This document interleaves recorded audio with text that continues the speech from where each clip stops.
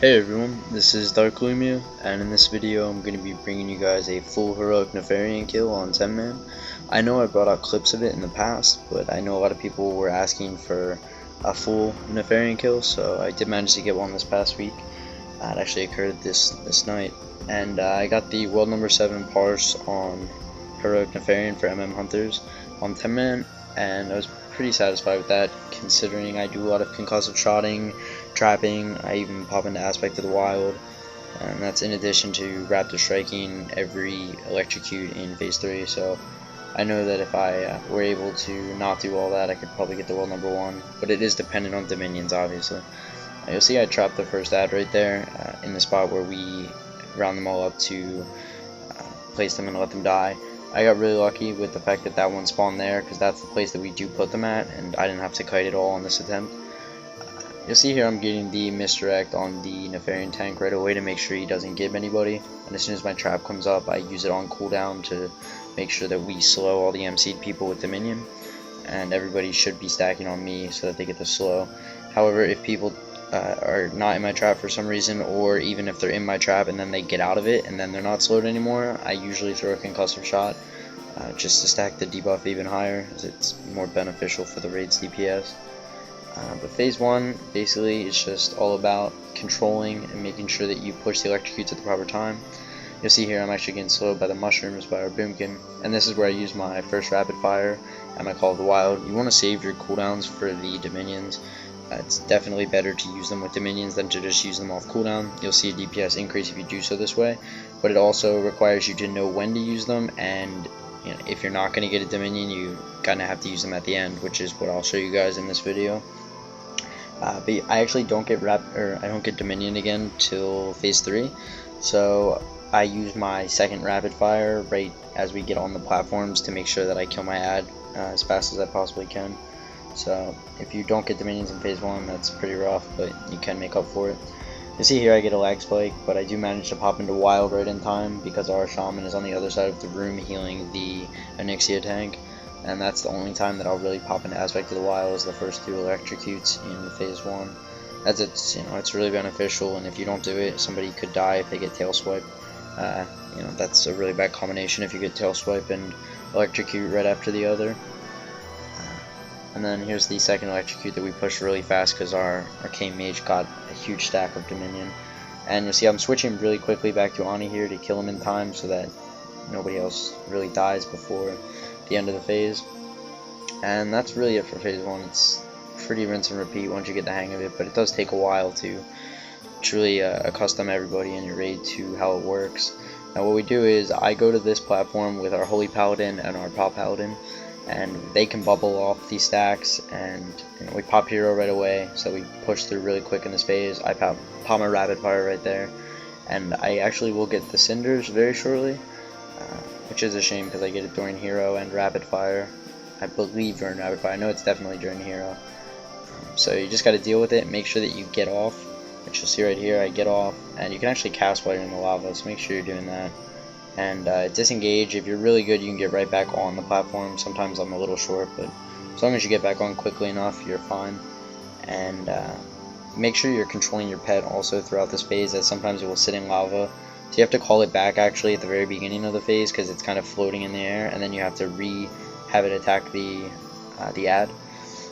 Actually, in the very beginning, I forgot to tell you guys, but you probably saw it, is we actually had a Blast Nova go off right as we got on the platforms, and somehow we managed to recover. We rezzed our mage, and we pulled it out, which is very ironic that we actually got the kill with missing a Blast Nova. Normally, you can't miss a single Blast Nova. If you miss one at a bad time, you're going to wipe because of it.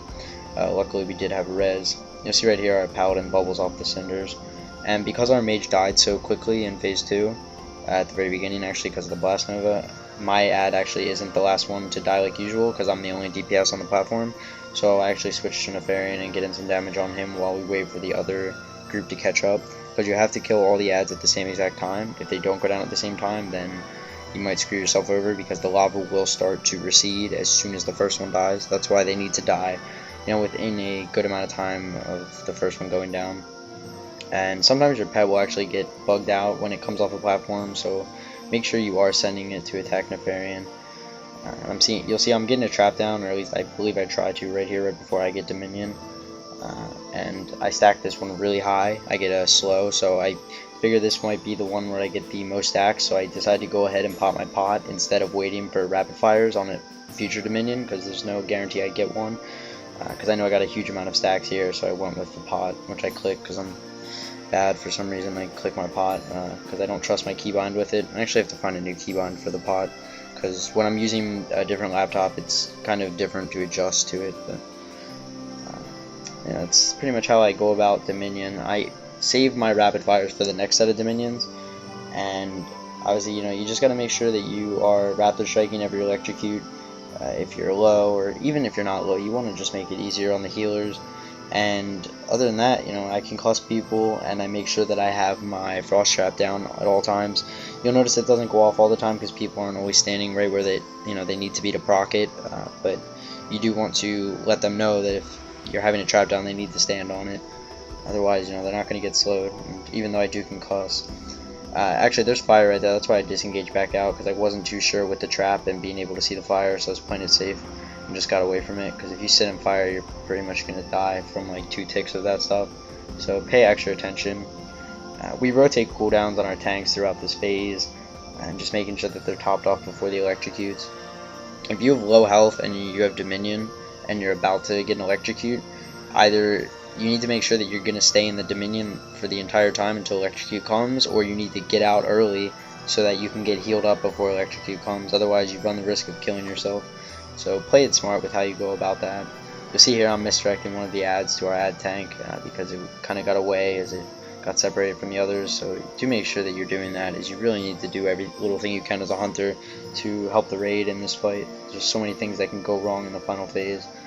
And yeah, you'll see here I still have my rapid fires and Call of the Wild. I'm not using them. Again, you want to save them for Dominions, because that's when you're going to be doing a lot of damage. So right here I get I believe it's my final Dominion until the last 3%, and I get slowed here, so I'm able to get Call of the Wild and rapid fires and do a pretty good amount of damage here, because I got a slow with mushrooms.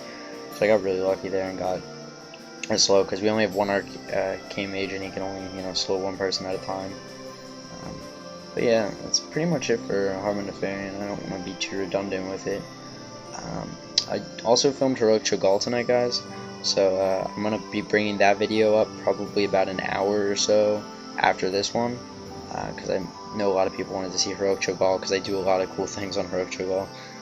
But you'll actually find it pretty funny. I'll give you guys a little teaser from it. I actually tamed a raptor pet for the Sunders on ads, and I pulled it out with right after I pre-Call of the Wild for the first time ever, and it actually wasn't spec'd. So we killed Heroic Cho'Gall this week with my unspec'd pet, and I still did, I think it was like 22k, but I was like, are you kidding me?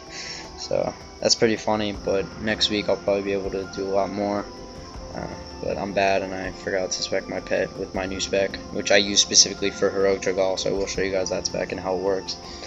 I did want to give a quick shout out, guys, to Zila8. She has been talking to me recently, and she's a pretty cool girl. She does a lot of hunter videos in addition to some cooking stuff, so definitely check her out, guys. I'll post a link to her channel, and you'll see soon I'm actually going to get a final lag spike here, which is pretty funny, but I don't stand in the fire and I'm able to get through it. I actually break out a Dominion right here before I go in the fire, so sometimes you do have to break it early. But yeah, that's about it for this, guys. It's wrapping up. As always, if you like the video, make sure you rate it a thumbs up, and if you want to see more hunter guides, heroic point of views, and any of that, make sure you subscribe. And yeah, I'll talk to you guys later. Stay tuned for the Heroic Cho'Gall kill.